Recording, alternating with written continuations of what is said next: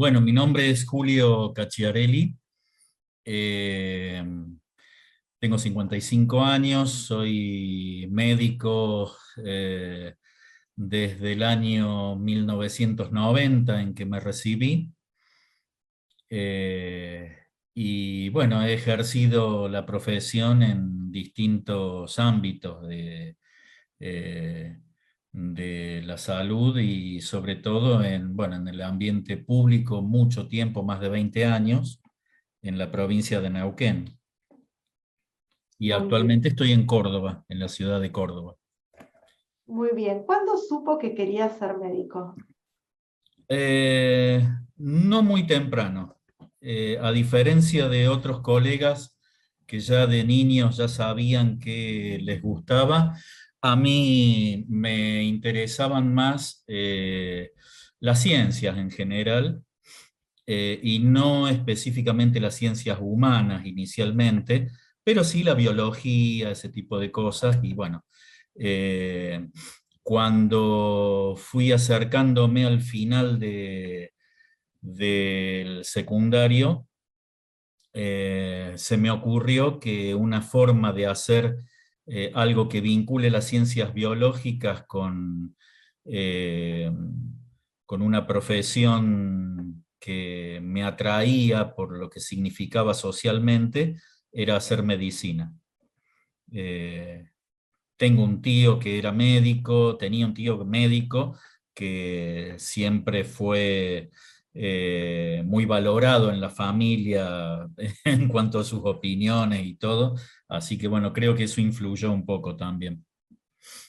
Muy bien. ¿Cómo fue su trayectoria hasta llegar a atender en los hospitales de Zapala, El Huaycú y Plotier y hoy Córdoba? Y claro, yo cuando terminé la carrera de medicina había pedido prórroga en el servicio militar.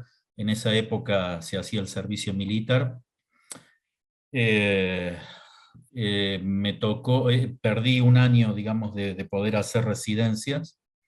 En ese año estuve en contacto con un amigo que fue a hacer la residencia de medicina general en Zapala, una medicina general muy diferente a la que teníamos noticias nosotros de acá, de ciudades más grandes, donde se acerca más a lo que es la medicina familiar acá, y allá más a lo que es la medicina rural. Son dos aspectos distintos de la medicina general. Eh, y bueno, me contaba cosas de la residencia que la verdad que me interesaron mucho. Yo siempre tuve una necesidad o veía, digamos, como las especialidades como demasiado limitadas, ¿no? Me interesaban sí las especialidades más horizontales, que atravesaban distintos órganos y sistemas del cuerpo, como por ejemplo la terapia intensiva, que es un generalista de la enfermedad crítica, o la infectología, que es un generalista de las enfermedades infecciosas. Bueno, ese tipo de especialidades me gustaba, pero jamás me había imaginado ser médico generalista hasta que me empezaron a contar cómo era la especialidad. Yo quería hacer clínica y después primero algo más.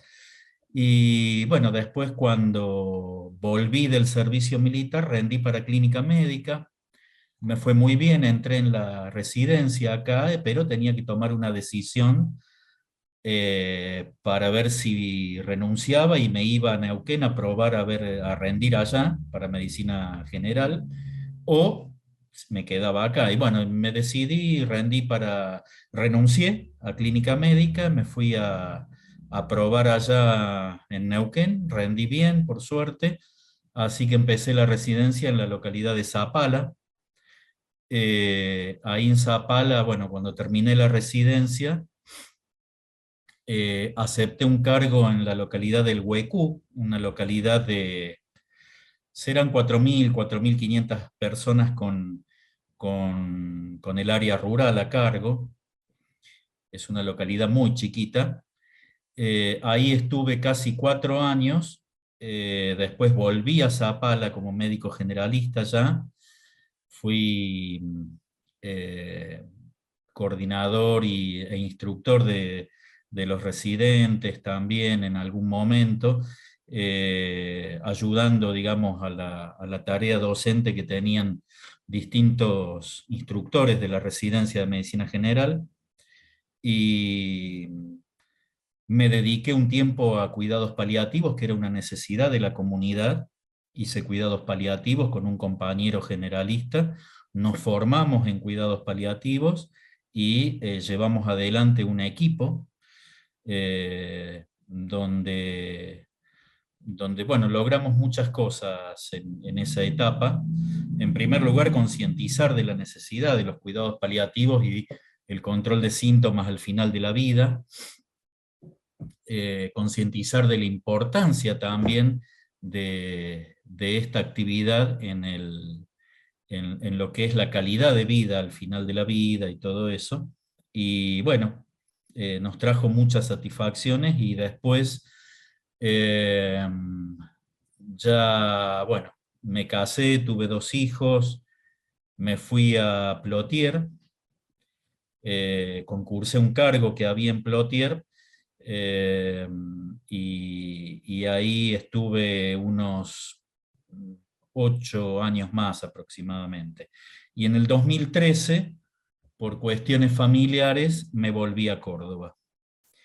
Y en Córdoba, bueno, en realidad en Plotier y en Neuquén, el último tiempo me dediqué a terapia intensiva, que era una de las cosas que me gustaron siempre, la patología crítica, que está, en algunos aspectos está en las antípodas de los cuidados paliativos, pero no tanto. No tanto cuando uno tiene claro, digamos, los objetivos, ¿no? Y bueno, desde esa época, desde el 2007 aproximadamente, me dedico a terapia intensiva, así que atravesé la pandemia como intensivista. Y aquí en Córdoba es casi exclusivamente lo que hago. Hice algún tiempo cuidados paliativos también, pero actualmente hago terapia intensiva. ¿Cómo recuerda usted dentro de lo que fue la medicina general rural la relación médico-paciente? Eh, bueno, la etapa de médico rural mía fue una etapa que yo la valoro muchísimo, porque aprendí muchas cosas, no solo en medicina, sino también en comunicación con el paciente, ¿no? Eh, Hay que tener en cuenta que son comunidades que tienen eh, sus costumbres idiomáticas y sus formas de expresarse muy diferentes a las de las grandes ciudades, con palabras que acá no conocemos, donde hay que traducir nuestro dialecto médico al entendimiento de la gente, y que si uno hace eh, lo que llamamos psicoeducación o educación para la salud, y el paciente comprende lo que uno le está diciendo, es mucho más fácil que cumplan algunos tratamientos, ¿no? Que haya más compliance con los tratamientos, más adaptación al tratamiento. Entonces, fue una etapa de un aprendizaje para mí muy rico, y que aún hoy yo lo veo como que yo noto que muchos colegas que hacen terapia intensiva les cuesta mucho la comunicación con las familias de los pacientes, y por eso yo valoro mucho toda esa etapa, ¿no? Se logra un aprendizaje de la cultura, el conocimiento de la familia, el poder allanarse en el lenguaje, aprender a hacer feedback para ver si lo han comprendido, lo que uno quiso decirles. Muchas cosas que me enseñó esa etapa, y que hoy en día veo los frutos, ¿no? Como que no, esa comunicación me resulta mucho más, y la relación me resulta mucho mejor que por ahí que lo que noto en otros colegas a veces, ¿no? Incluso los pacientes conflictivos, uno, digamos, esa etapa de médico rural, uno aprende a manejar esos pacientes, a manejar distinto, digamos, las situaciones, a conectarse distinto, y en vez de discutir, porque nosotros manejábamos pacientes alcohólicos, pacientes con problemáticas sociales, de violencia, de un montón de cosas, o pacientes, diagnosticábamos muchos pacientes con tuberculosis, por ejemplo, que había que convencerlos de esos tratamientos prolongados que a veces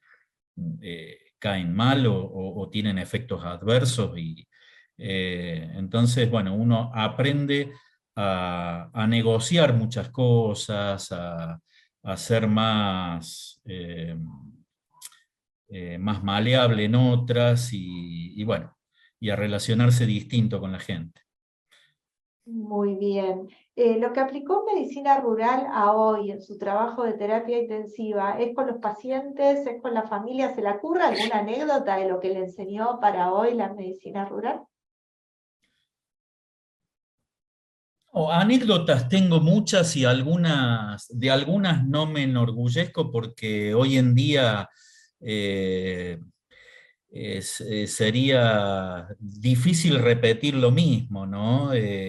Sí me acuerdo, por ejemplo, gente de esa localidad que me pedía, por favor, que no las derive, ¿no? Y eran situaciones que uno debería haber derivado. Por suerte salieron bien las dos situaciones que me acuerdo, pero siempre pienso, uy, hoy si me tocara lo mismo, podría tener un problema legal si me hubiera salido mal, porque, bueno, una era una chica con secuelas de raquitismo infantil que estaba embarazada, su primer embarazo, una pelvis no probada, y me pedía por favor que no la derive para el trabajo de parto, que quería tener el parto en la localidad y que no, y nosotros no teníamos equipamiento para hacer cesáreas. Entonces, ni formación tampoco, porque hacíamos algunas cesáreas en la residencia, pero después la práctica uno ya la perdía, ¿no? Y esa chica, bueno, tuvo un expulsivo medio dificultoso, y terminé sacándolo con forceps al niño. Por suerte salió todo bien y el niño anduvo perfecto, ¿no? Pero yo pienso hoy, acá en Córdoba, por ejemplo, en las pequeñas comunidades, se deriva todo trabajo de parto. Aunque haya tenido hijos ya, la paciente derivan todo al hospital de referencia en ciudades más grandes. Eh, en Neuquén, por las distancias, por las dificultades de los caminos y todo eso, el médico rural hace en su localidad la mayoría de los partos. De hecho, la residencia nos forma para eso, para tener signos de alarma de cuándo las cosas pueden andar mal. Y en este caso, bueno, había signos de alarma, pero esta chica me pidió por favor que no la derivara y yo le hice caso en ese momento. Y después, no sé de cómo no perdí una coronaria.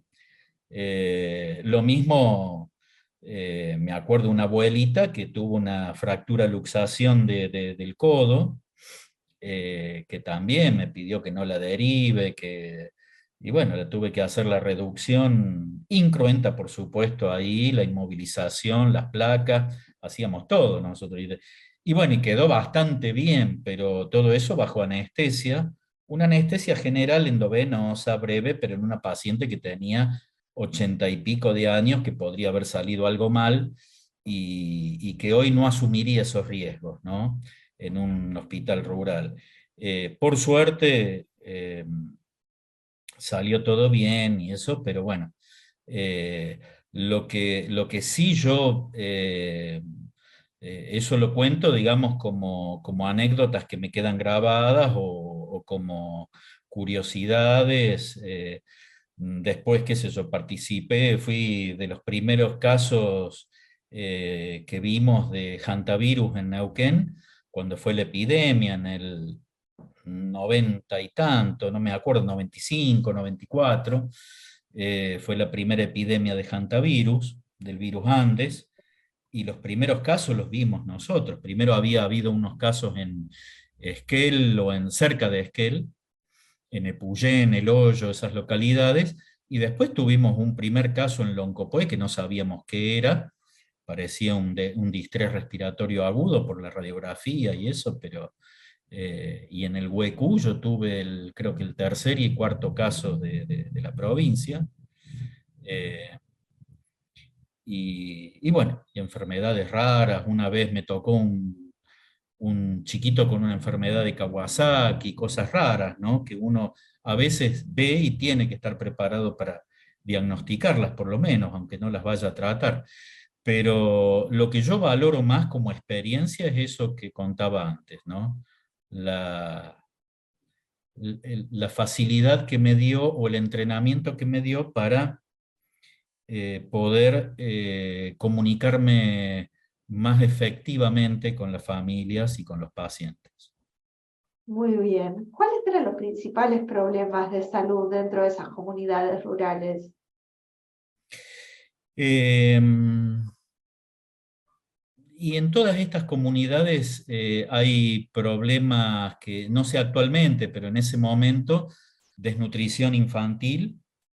La provincia tenía un programa muy activo en eso. Eh, Teníamos todavía bastante tuberculosis, además de la patología banal, me estoy refiriendo, ¿no? Porque la patología banal es de todos los días, se ve en todos lados. Pero desnutrición infantil,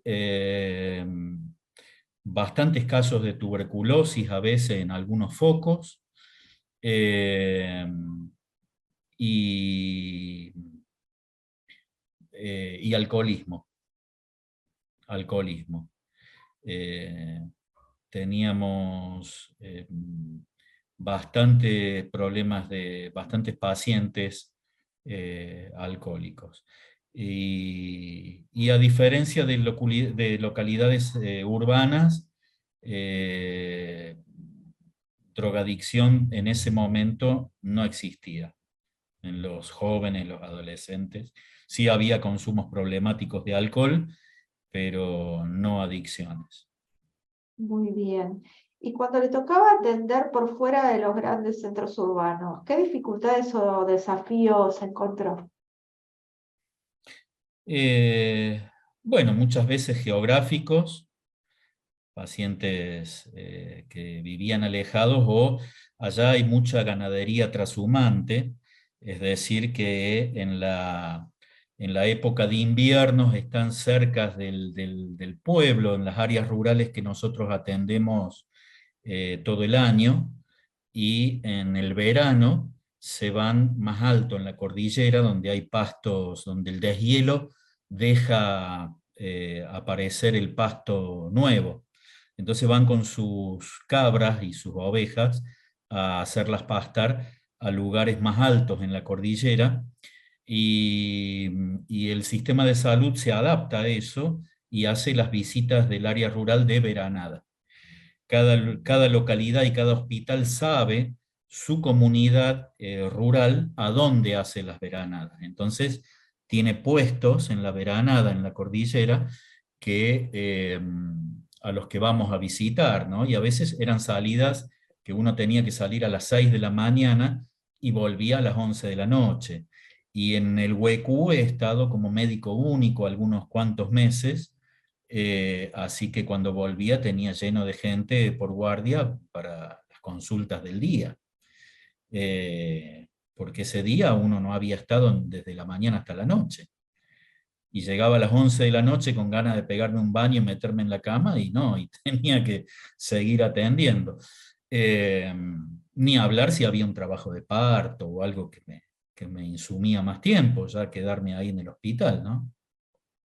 Y después, bueno, el tema de derivar lo que era de complejidad también, ¿no? Como cortaba clavos uno con los caminos y con todo eso. Una vez tuve un nacimiento de un prematurito de 30 semanas, pesaba 990 gramos, me acuerdo, y bueno, además de estabilizarlo, ponerlo en la incubadora, canalizar el cordón y empezar a pasarle líquidos y oxígeno y derivarlo después, ¿no? Y me acuerdo que no funcionaba la bomba, entonces le había la bomba de infusión, y le había calculado cuántos mililitros hora tenía que pasarle, y lo dividía por 4 y cada 15 minutos le ponía con la jeringa, porque no andaba la bomba en la ambulancia.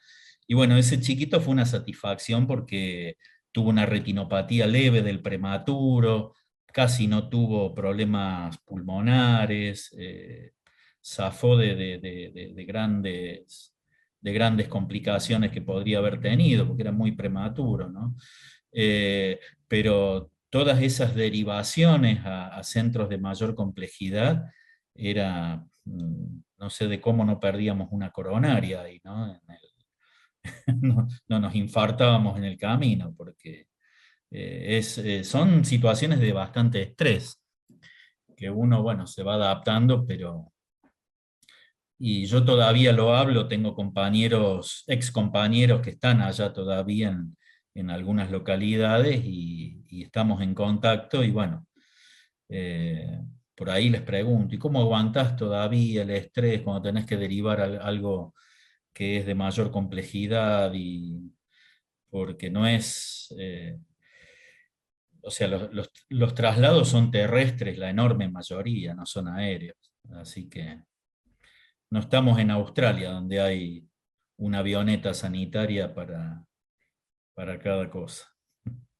Bueno, usted habló de que ese chiquito fue una satisfacción y entonces otra pregunta que le quiero hacer es cuáles son las satisfacciones o recompensas profesionales y personales que a usted dio a atender en estos lugares. Eh, y fueron muchas, porque estos éxitos, que por ahí no son solo de uno, ¿no? Son del equipo de salud, son del equipo ampliado de salud, porque uno lo derivó y seguramente la gente de neonatología ha hecho las cosas mejor que uno incluso, y ese chiquito tuvo un buen resultado. Eh, Así como tenía un protagonismo muy grande el agente sanitario. El agente sanitario es un recurso muy valioso allá, porque es parte de la comunidad y está formado para detectar embarazos precozmente, para detectar violencia, para detectar cuando a algún chico le faltan las vacunas. Es un recurso muy útil para nosotros. Eh, y es gente de la comunidad que está bien integrado, y, bueno, yo creo que sería imposible trabajar y hacer bien las cosas como médico rural sin ese recurso. Eh, y las satisfacciones son múltiples, múltiples, como equipo de salud, las cosas que andaban bien, los diagnósticos acertados, los diagnósticos oportunos, eh, porque muchas veces en el área rural había que hacer los PAP, y disponíamos de un espéculo y una camilla, y con el otoscopio nos alumbrábamos para tomar los PAP, porque no teníamos una lámpara para, ¿sí? Entonces con una linterna o con el mismo otoscopio veíamos el cervix, tomábamos el PAP en el medio del área rural, digamos, en una habitación que nos daban para atender. Y hemos tenido casos en que, bueno, hemos hecho diagnósticos oportunos que han sido derivados al especialista, y con una conización o un tratamiento sencillo, digamos, eh, se evitaba un cáncer avanzado de cuello de útero.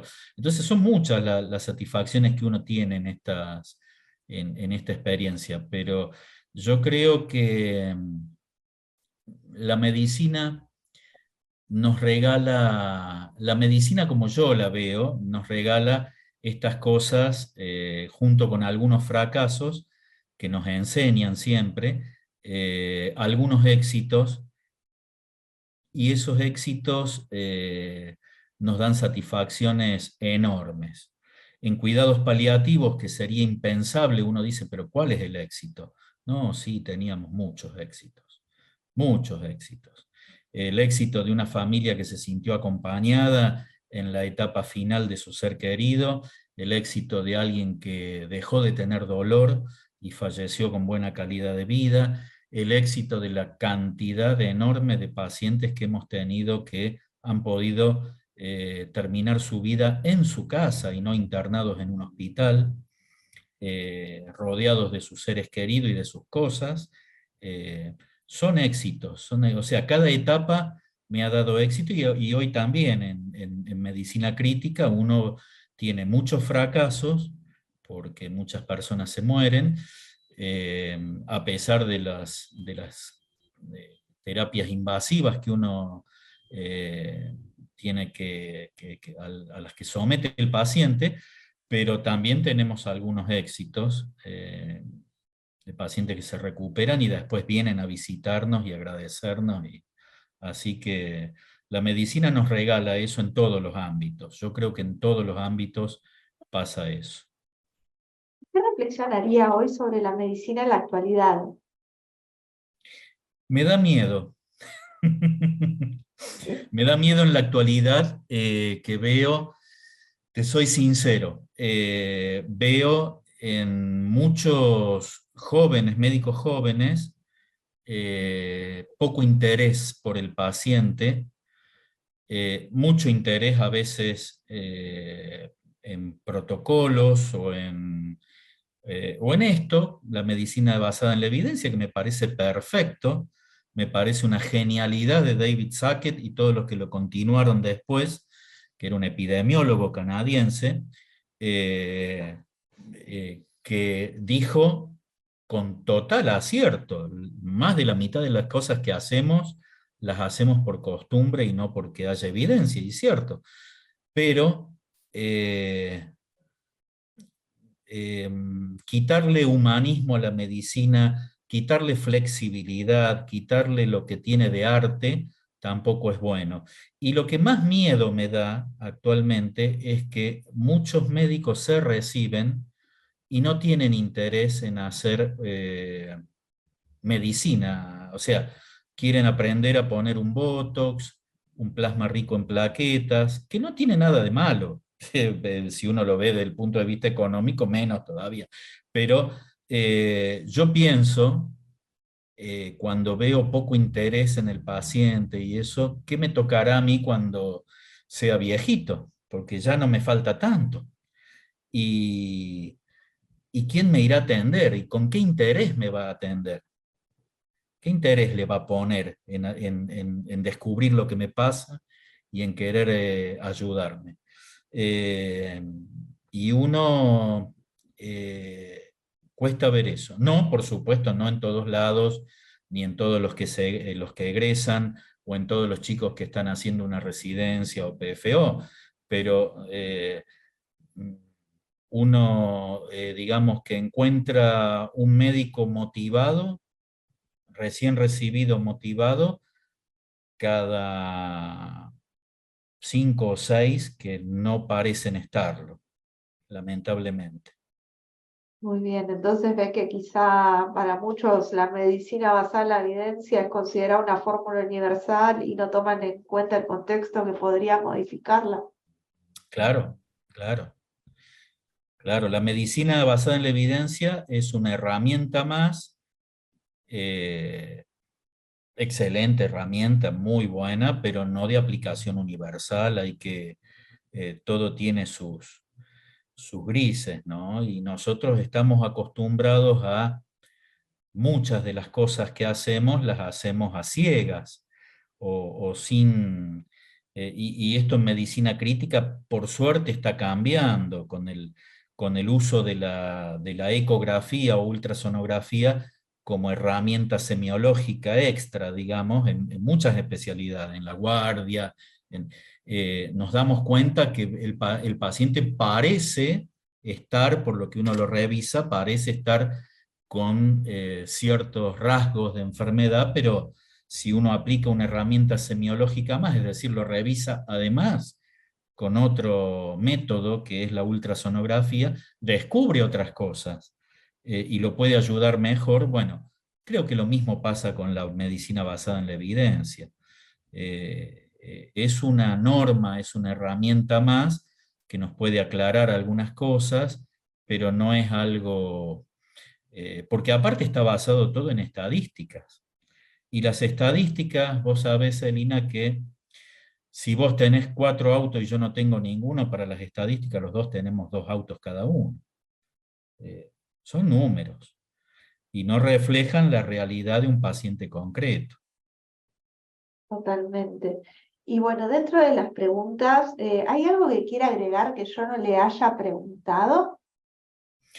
No, que me alegra mucho de poder encontrarme estas entrevistas de gente que conozco, como Lila, la vez pasada, eh, y de gente, bueno, eh, que están invisibilizados, digamos, por el, por nuestra profesión, pero que son muy valiosos, ¿no? Yo tengo muchos amigos que están todavía en la trinchera, en un hospital rural, eh, y que si a mí me dijeran quién es tu ejemplo de médico, y serían ellos, serían ellos.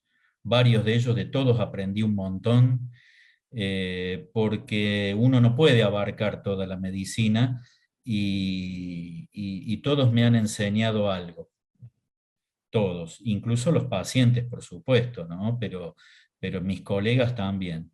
Siempre había alguno que sabía más de un tema, que la tenía más clara, o que los entendía mejor, ¿sí? Alguna conducta que a nosotros nos parecía extraña o poco apropiada de alguna familia, de algún paciente, alguna resistencia, y siempre alguien lo entendía, alguien del equipo de salud, no solo médicos, los entendía mejor. Muy bien. Por último, ¿qué significa Intramed para usted? Intramed es una